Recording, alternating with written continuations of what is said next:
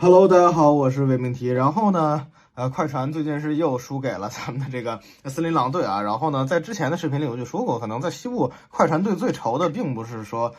像这个对吧，一些其他球队可能最愁的还真就是第一个是掘金呢，毕竟是卫冕冠军，他们的阵容也很齐整，然后4号位有阿隆戈登这么一个对吧身体怪物，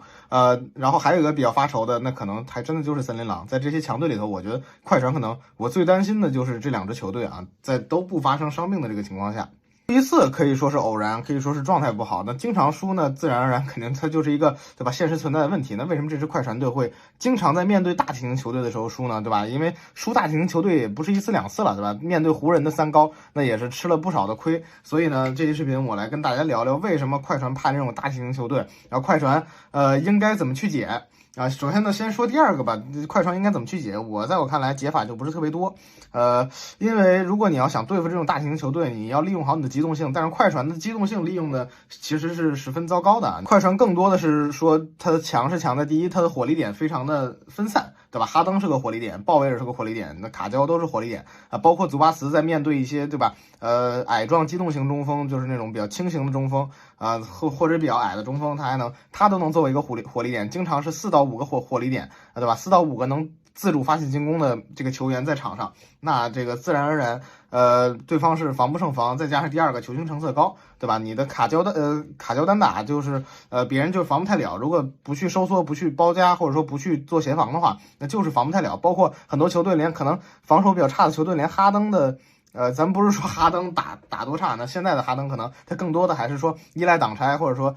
他可能去他的解法不太多，就是他除了后撤步三分球是个他比较靠谱的一个，对吧？还算是在线的一个技能之外，他可能其他的地方他已经比巅峰差的很多了，特别是突破啊，哈登的突破现在已经比他巅峰时候差很多了，包括突破这种造犯规能力啊，还是这种抛投的能力啊，还是这种欧洲步杀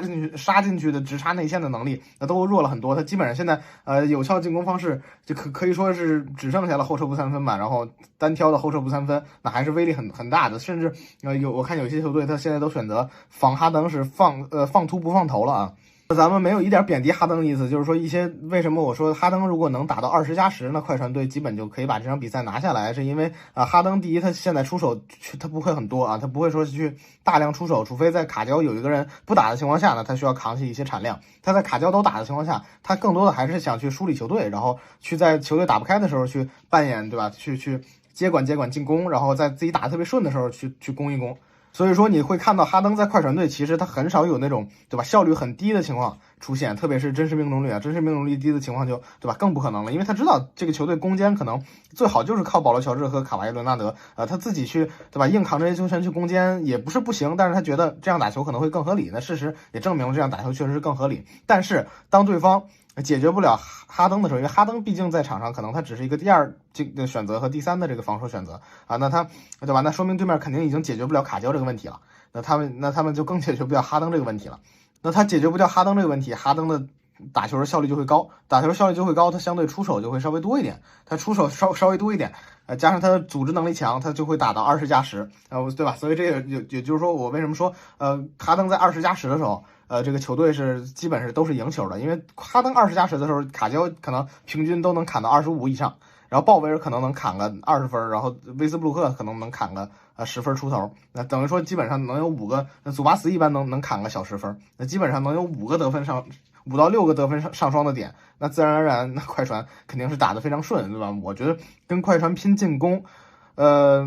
如果不是那种跑轰大队，或者说那种就是靠浪投也不是浪投三分球吧，就靠大量投三分球去赌手感的球队之外，我觉得快船进攻上是不逊色于任何一支球队的。但是呢，这种情况也会出现问题。咱们老说别人浪投三分球，老说别人怎么样的，但是呢，他们浪投三分球确实也是有好处。第一个就是说，他们的传切体系的构建会更加的这个清晰明朗，对吧？他们打的就是传切，他们的目的就是跑出一个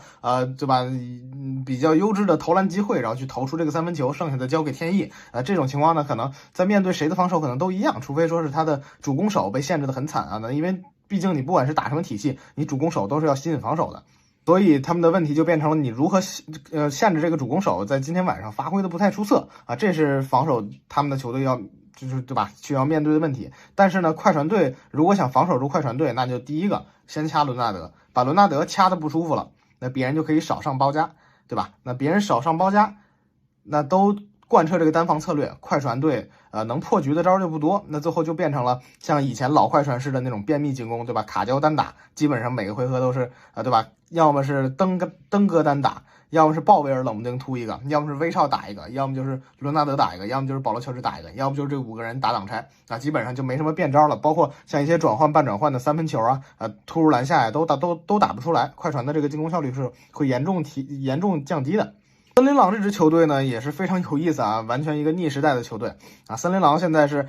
长期是摆着双塔在场上啊，一个即使是唐斯和戈贝尔下其中一个，他也会把另一个标准的中锋，也不算标准中锋吧，这肯定是一个很合格的小球中锋，尺寸是完全够打中锋的一个纳兹里德拿上来，然后他的锋线还有像凯尔安德森啊，对吧？还有像这个麦克丹尼尔斯这种尺寸非常足的这个锋线。然后呢，包括他的1、2号位对抗性也都非常强啊，那整个阵容就